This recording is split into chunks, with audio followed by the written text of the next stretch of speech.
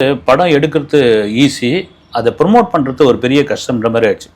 முதல்ல விளம்பரப்படுத்துறதுன்னு நீங்கள் அப்போல்லாம் பார்த்தீங்கன்னா தந்தியில் ஒரு தந்தியில் முழு பேஜ் வந்ததுன்னா அது பெரிய அது ஏன்னா உங்களுக்கு பேப்பரை தவிர வேறு பொழுதுபோக்கே கிடையாது. ஒரு பேப்பரை தவிர வேறு மீடியாவே இல்லாது, பொழுதுபோக்கு தான் மீடியாவே இல்லாத சமயத்தில் இப்போ தினத்தந்தியில் இவ்வளோ பெரிய விளம்பரம் வந்துருக்குது, பார்த்துருவோம். அப்புறம் இந்த வாசகங்கள்லாம் ரொம்ப ரொம்ப அட்ராக்ட் பண்ணுற மாதிரியான வாசகங்கள்லாம் அந்த விளம்பரத்தில் இருக்கும்.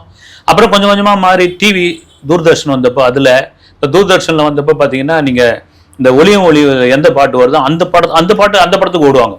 அப்போ சினிமாவை எப்படி இருந்ததுன்னா ஏபிசின்னு இருந்தது. காலம் மாற மாற மாற இன்னைக்கு திறந்த பக்கம்லாம் சோசியல் மீடியான்னு இந்த வெள்ளி சனி ஞாயிறு 3 நாளில் எப்படியாவது கூட்டத்தை வர வைக்கணும் அப்படின்றதுக்காக இந்த இதெல்லாம் உண்டு.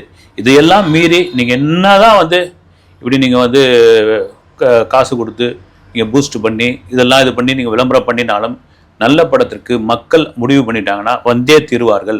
அது நல்ல படமாக இருக்க பட்சத்தில். அதுதான் உண்மை.